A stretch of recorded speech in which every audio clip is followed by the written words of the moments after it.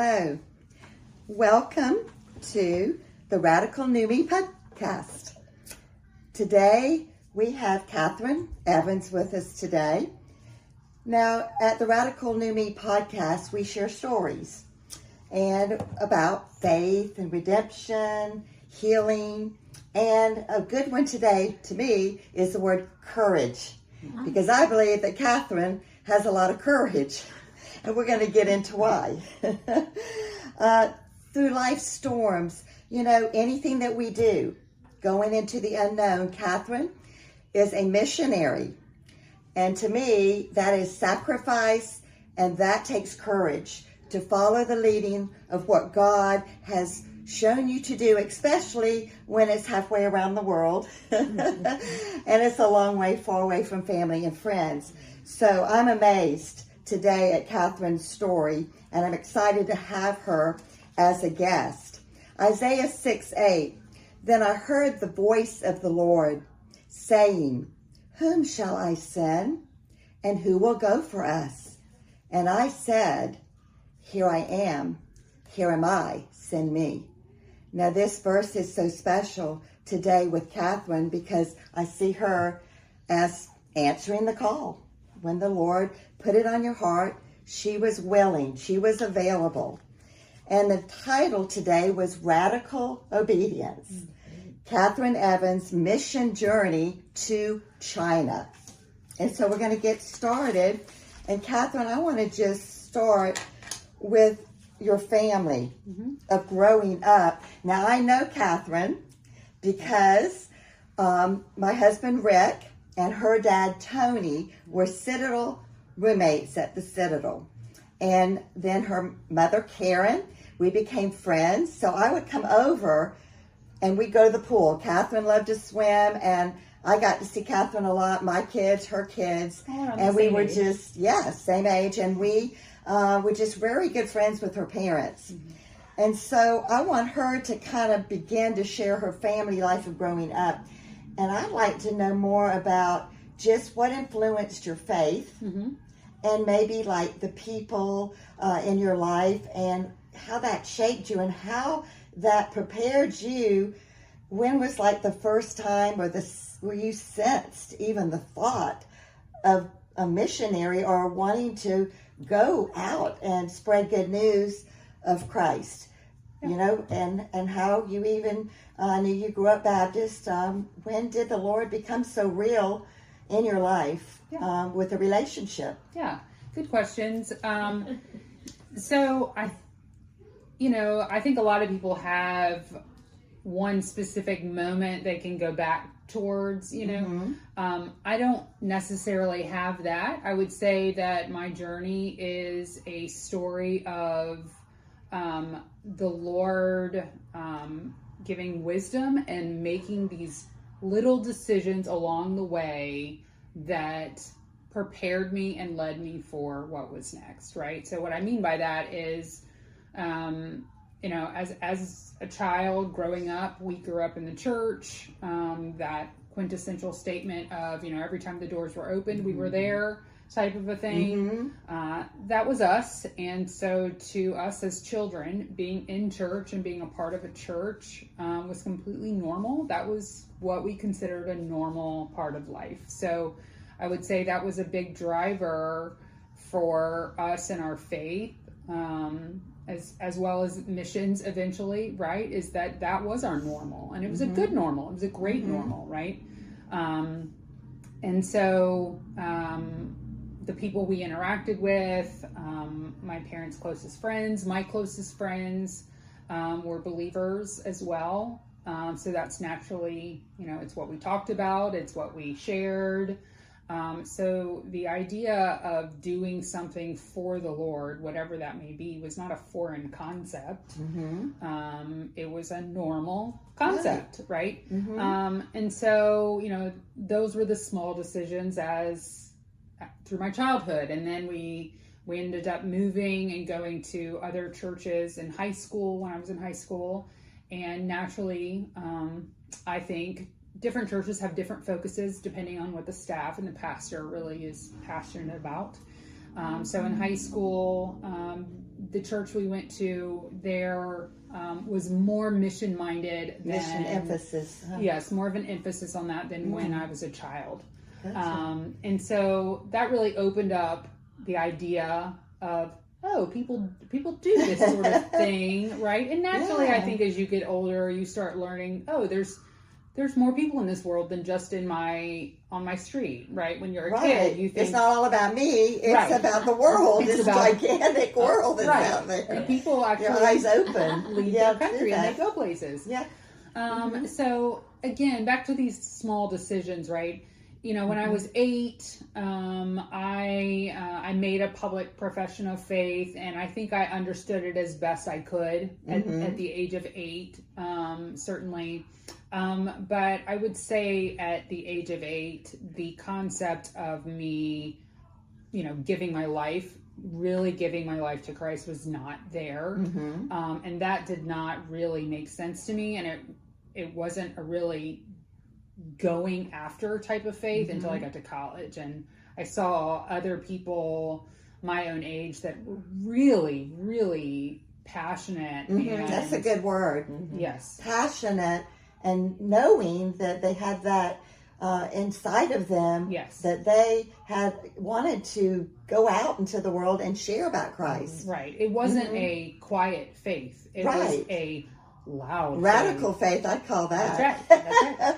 And I Radical said, you faith. know, I want that. I want that. And so it was in college when I made that decision to say, you know what, this is not going to be a faith where I'm just going to sit here and take and listen and make it convenient for me. It was more of, I want to do something with this, and I want this to be real for my everyday. And Well, you know, the one thing I wanted to say about your mother, that I always remember this, that her mother was very protective. I don't know if she told me that her mother was extremely protective and that she had fear to go do things because, you know, sometimes as mothers, we can smother our children and protect them too much.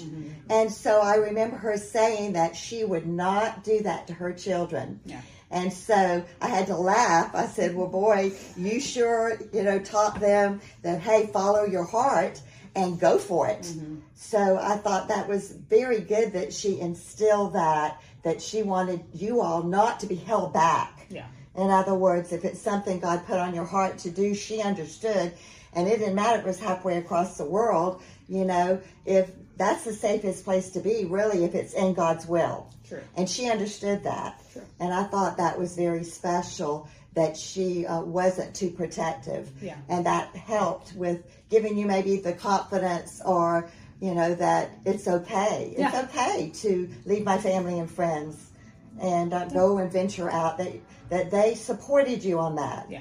So and I would say one of those first things, like back to those little decisions that you make along the way, right?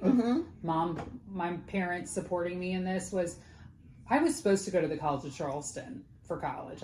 Mom and Dad had already paid, and I had a roommate and had all the stuff, and I had dreams of going there. And 4 weeks before the semester was supposed to start, Mom encouraged me to go look at a different school. They had been calling me month after month after month, and she said, let's just go look at it. Let's just go see. And it was a small Southern Baptist college, and she took me there, and long story short, we both felt like that was where the Lord wanted me to be. And so we immediately pivoted, changed direction, and went to that small private school. And that's really where my faith grew. That's where the idea of missions it's almost grew. like a seed was planted inside of you. And I just want to say, it's the little decisions that you think that don't make a difference.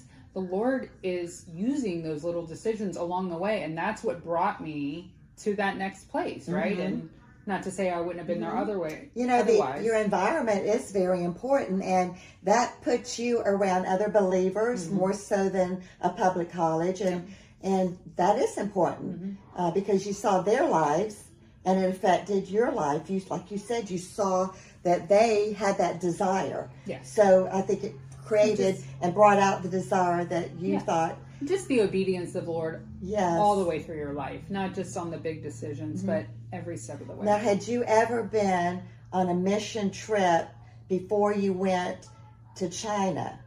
Yes. So that also planted some seeds as far as international missions. Are you going by yourself on such a big decision? That was huge whenever you made that decision. So what mission trips did you go on that made an impact to where you were ready to go and do more?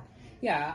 So my first mission trip, actually my dad took me and my sister when we were in high school on a mission trip. And of course that feels safe, right? I'm going with my dad. Nothing's going to happen. And if it does, my dad's there. My dad's going to protect me. Yes. And so that was my first international mission trip. And we went to Puerto Rico. So, not a crazy far place.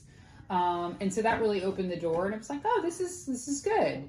And then, I go off to college. My freshman year, I went with a large organization with a lot of people, a lot of students my age.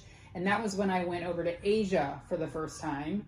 Of course, that was a long way away, but I was going with, people smarter than me that had planned this out and had done this before. So again, I felt like I was in a trusted, safe place.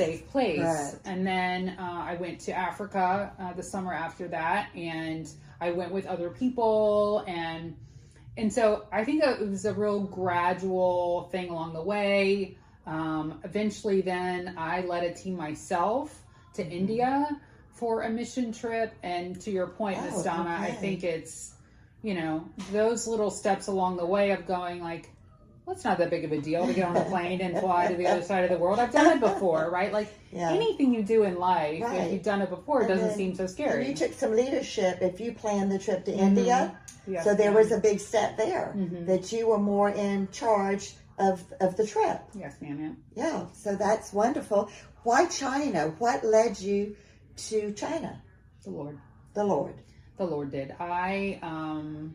Wonderful. Back in the early 2000s, there was a lot of conversation around China and missionaries in China because of the 1040 window. Oh, yes.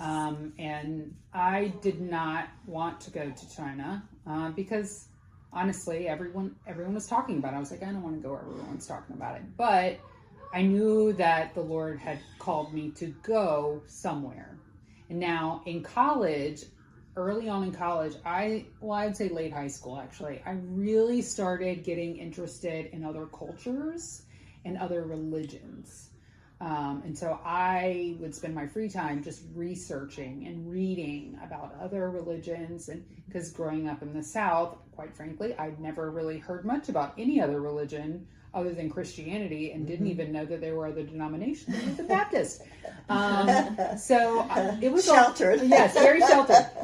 But I was really interested. I found it really fascinating, these other cultures and what they did and why they acted that way, why they believe what they believe. Right, and living in the deep South, it's not like we had a lot of cultures and religions around us either. So that really sparked my interest, and then that too became that gave me the interest in going like, ooh, the Lord wants me to go do this, but this is also of interest to me as well, right? Being in that other culture and that other country. And I can tell you, I really kind of fought with the Lord in a very respectful way of not really wanting to go to China, but I felt like the Lord had called me to go and speak to a specific religious group, and that was where He called me to be through different circumstances, through Scripture. What was their religion? The specific group that you're talking about? They were Muslims. Muslims, okay. But a very small minority that no one typically hears about. But I had, I'd gone with the mission organization, and I'd gone to visit, and I'd gone to speak with people and understand what these people believed and how they were and how they lived in China, and wanted to be a part of that. What were your emotions and thoughts when you arrived, and you in the very beginning, as far as expectations or what you thought it would be like? What was it like when you first, got there that first month? very different than what I expected. Mm-hmm. So, I'd been over there a couple times prior to moving there to make sure that I understood, what to expect, that I met my team and what I needed to bring, all the basics of moving, especially across the other side of the world by yourself. Mm-hmm. But still, landing there in Beijing before I went on to my other city, it was exciting, but also really scary because landing there, long story short, I lost my passport in the Beijing airport. Oh no. And oh no. That is. And I was scared. I was really scared because I thought, my dad's not here to help me. There's no team of people that are here to help me.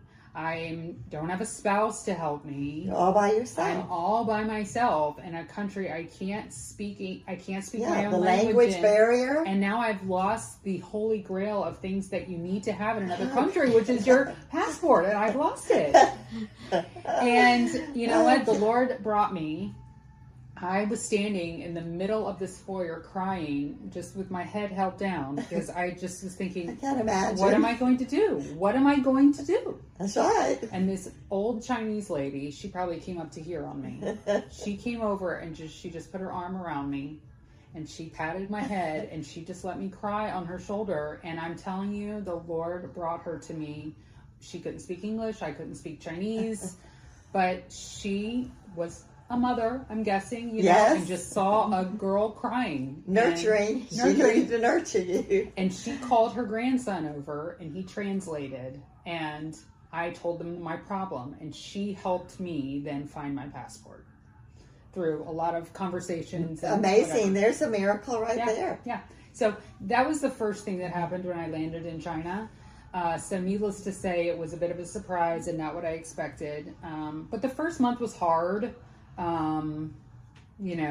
Just figuring out when you move anywhere. Oh yes, I can't imagine. Where do I go for this? What do I do? The barriers of if you've never been there to learn. And I was a blonde. Right now I'm a bit of a fake blonde, but at the time I was a real blonde, and living in a place where everyone has black hair, and everyone's much shorter than I was. I really stood out. I bet. And I was not expecting that because when I visited, every time it was winter and everyone's wearing hats and hoods and everything. And when I moved, it was summer, and I was stared at all the time. And I didn't realize how much of a problem I would have with that, but that really bothered me. Even think of things like that, that would happen. Mm-hmm.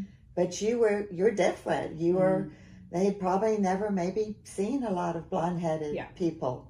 And so they're kind of infatuated at the same time. So I know there were like hard moments and challenges. Was there a time when like your faith was really tested, or a powerful time when God, now that right there was the story of a powerful time when God came through. Other times where you can remember that God in a powerful way came through when you had some of your hardest challenges, that anything that happened that comes to mind? Yeah, I would say that really the whole time there was a very challenging time. Yes. It was a very challenging time for a lot of different reasons. I expected to roll into school, learn my Chinese language, and make friends. But culture shock hit me in the face. It's different to visit a place and enjoy a culture than to live in a culture that you cannot escape. And so that really hit me in the face and made it very difficult to live there. I would say that surprisingly, two things really surprised me. 20 something years later, looking back, there's been a lot of reflection on that time. And if you had asked me if this were the day after I got back from living there, I would tell you I've learned nothing and it was horrible. But 20 years later, I would tell you I've learned a lot from that time, that I still reflect upon it. But go ahead. God was shaping you. I feel like, looking back, don't you think you see how he shaped you? Not at the time, but you can look back and see it couldn't help but make you strong as far as having to trust God. Yes. I mean, survival. We're talking about surviving mode. And I do know that I remember that you went over not knowing how to cook or do anything. And I have to laugh because you had to do everything from scratch. Is that correct? When you made your meals? And so that got an interest in cooking, and you came back, and I can remember that you loved to cook and you knew how to cook and do a lot. And your mother said, well, you pretty much boil water when you left. Yeah, I couldn't do anything. And so that's one miracle. Let's call it a miracle. It is a miracle. But I guess you have to, certain things you do because you have to eat. Yeah. And you work it out and you work through these challenges and these storms. Yeah. And so I think that helps when the pressure is on. Yeah. You know. And I would say, me struggling through that was, while the culture stuff was there, surprisingly, my biggest struggle was being so alone. I went over as a single female, and now I had a team of people there. There were other single females, and there were married couples, and there were children, and everyone did their best to support everyone. But I felt very alone.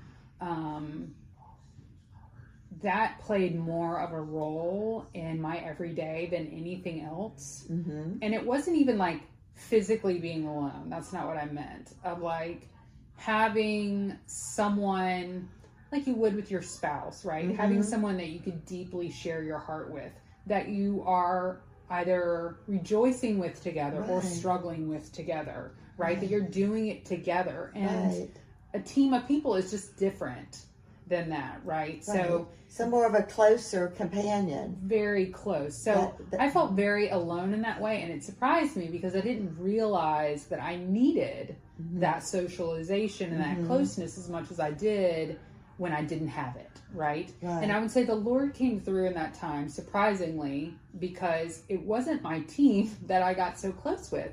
I got really close with another girl there who, she was not Chinese, she was not American, she was not Christian, she was not Muslim. She was Baha'i, which I had never heard of that religion before. I haven't either. But we connected because she too was so lonely. She was in a different place, in a different religion, in a different culture, and she had moved there by herself. And she and I connected and became friends. And that was such a blessing to me. And quite frankly, I would say too, right, I went there with a specific of like Chinese Muslims. That was what the Lord had called me there to do, but you have to be flexible, right? Well, like the Lord brought me. Evidently the Lord brought her to go you. From Baha'i. That's right. From he a different knew country. That's what you Baha'i. needed. Yeah. So he met that need as you prayed. And I'm sure, of course, you grew closer and closer to the Lord as you saw his hand, doing these small miracles is what they were, right? So your mom came to visit you. Yes. I remember her telling me. Now, how long did she stay, and what impact personally did that have on you? Was that at a time when you're saying you were alone? How long was she there? So she and my dad came over. Okay. My dad stayed for about 10 days and headed back, but Mom stayed 5 weeks. Awesome. Yes. So that was such a gift to me. It was like a breath of fresh air. And now it had been, what, a year or longer? It had been a year. And so that's a long time to really not see your daughter. She hadn't seen you. and for her to travel all the way around the world to visit. And you know, Miss Donna, I kept trying to get her to go to Asia for years because I said the culture is amazing over here, the people are amazing, and she just said, no, that's too far. I don't know anything about that, right? But when your daughter goes over there, you're gonna go. She, I'm sure, missed you and thought, I'll go anywhere. I've got to see my daughter. Yes. And so that was the time for your relationship to bond and to have her. We had so much fun, so many great memories. She met my friends, and you know, she really fell in love with the Chinese people and the Chinese culture in those 5 weeks, for sure. So yes, and Karen, being the good friend she is, she shared some stories with me, and when she went back, I was amazed because she had told me that the Lord wanted her to take a team and go back to China. Yeah. And so that was on her heart. So I want to say here, your ministry of going over there then led to your mom going into missions, which is a beautiful story, how God grabbed her heart. Yeah. And then she ended up going back to China, and then she's been to Cambodia and Thailand and all over, and all these different countries, and has such a heart for the Chinese people. And it's just amazing to me what God did. And then how, when she planned the trip, I remember at Panera Bread that she's talking about it, God provides, because there's a guy sitting next to her and he heard her over talking, and then he came over, and the rest is history. He helped her and he had a team, and God provided. So that just warms my heart to see her going over there, and then God doing in her heart what he had began in your heart. How beautiful is that? And again, I think it just goes back to, right, those little decisions of obedience along the way, that the Lord has a plan for all of it, to use all of it in great ways. I just love the story of how she came to visit you and she got hooked.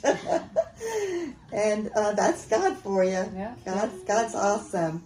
Now that you came back from China and you're back home, what happened after that? I know that currently, as far as missions, I know you have a love for missions. So did you continue in the avenue of doing some more mission trips, or maybe when the church, just being at a church, that was important to you, that the church that you found was mission oriented? Yeah, you know, leaving China, I left China, quite frankly, due to a very deep depression, because of being so lonely.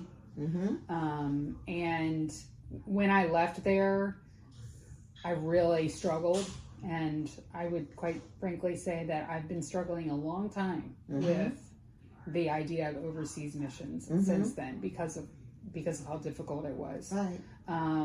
It's a certain type of trauma or PTSD when you go through these challenges that are extremely difficult, especially when you're alone, where there's healing. And I'm sure that that's what God's doing in your life afterwards. Is just it took a long time for me, though, to get to a place that I realized I needed healing of that time, and moving past shame that I felt. And so I honestly haven't done any missions since then, because I've been trying to work through this for the better part of 20 years. But I will say that the Lord is healing. We are in the midst of that. So I would not say that I am healed. Right. And I may never be, and that's fine. But the Lord is working through it. He's using that, and He's used that time consistently. Like I said, I have been learning repeatedly from that for the last 20 years. And I feel like I'm on my way up at this point, ready to engage again. Correct. But everything happens for a reason. Yes, and, you know, the Lord, that may be that He wanted you to go for those 2 years.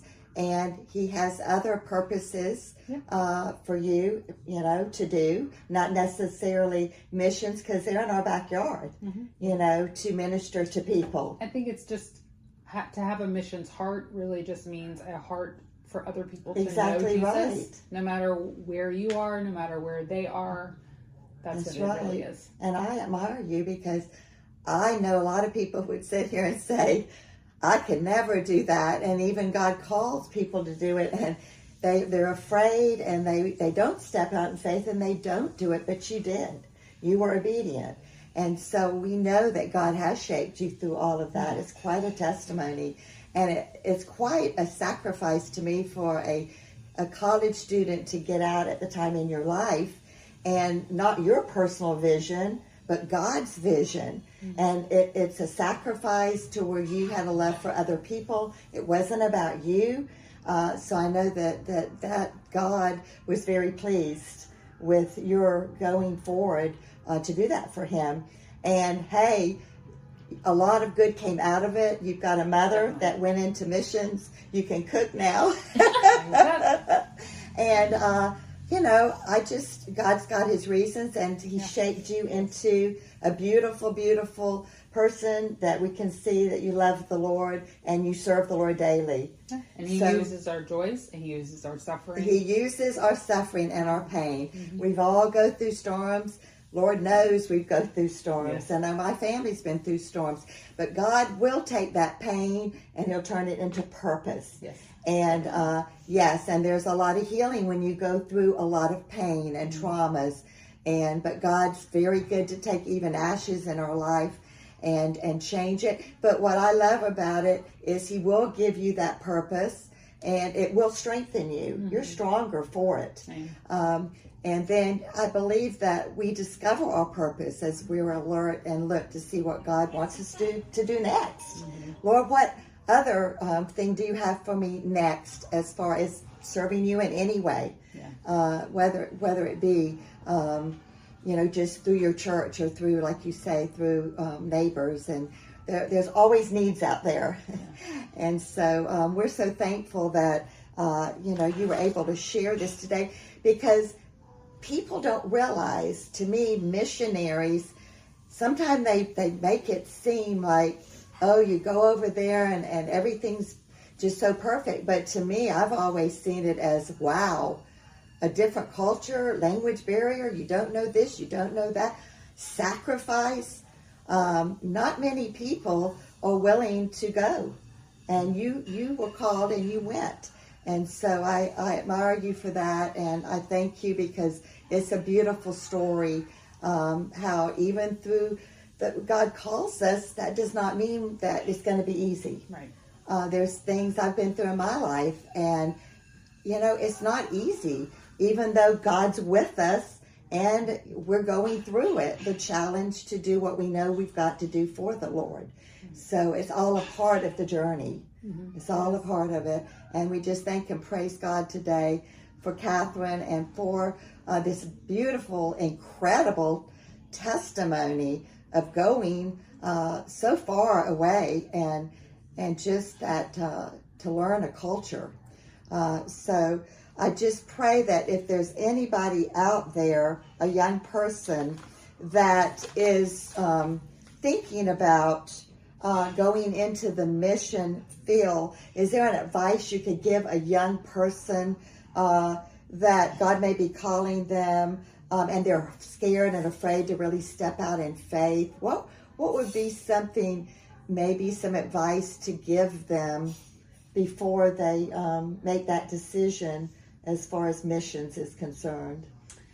Yeah, two things, I think. One is find a confidant if you don't have one, someone that you can be real with about your feelings and your thoughts and your questions and your fears, right? Mm-hmm. You will want that person to walk alongside of you, both emotionally as well as prayerfully, right? You'll need that person even if you think that you don't. You mm-hmm. will. Mm-hmm. And we were meant to live in community for that purpose. Mm-hmm. And two, I would say, find all the scripture on God's faithfulness, memorize it, mm-hmm. and take it with you. Because when you are doubting and you're scared, or wherever you are, you're going to want to remember that the Lord is faithful. And mm-hmm. He is faithful. Mm-hmm. And He will be there. And if He led you there, He will use that time, and it will be good, and it will be for His purpose. But it's very easy to forget that in the moment. So find the scripture. So hold on to that word it. of the truth of God, Yeah. because it's real and it's truth. Yeah. And if God sends you, then He'll be there with you. His promise is His presence. And this is important. I mean, that's what we need. We know God's with us, and that He'll help us. He'll guide us. He'll lead us. We have to just trust that with faith. That's what faith is. And practice obedience. Practice it. Right. Even in the little things. If you can't be obedient in the small things, you're not going to be able to be obedient in the big things. So it's consistency of just practice obedience with the small things. Okay, that's perfect. That's wonderful.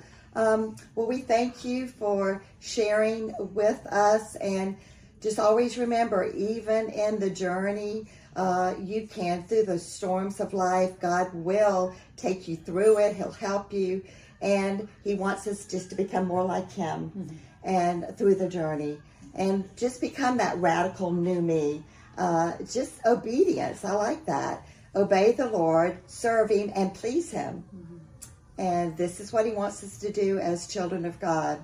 So thank you so much. Thank you. God bless. Thank you.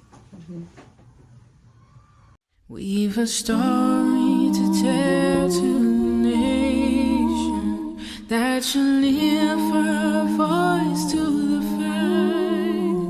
A story of truth and freedom, a story of hope and light, a story of hope and light. For the hopeless shall turn to the hopeful, and the hopeful to utmost heights, and the mud's great cry shall come so fast, drunk, driving, gone at last. We've a story to tell the nation, that shall save mankind from their plight. A story of truth and mercy, a story of love and light, a story of love and light. For the helpless shall turn to the helpful, and the helpful to strength's full might, and God's great cry shall come to pass, drunk, driving, free at last. We've a story to tell to the nations, that shall turn their hearts to the right. A story of truth and justice, a story of peace and light, a story of peace and light. For the darkness shall turn to the dawning, and the dawning to noonday.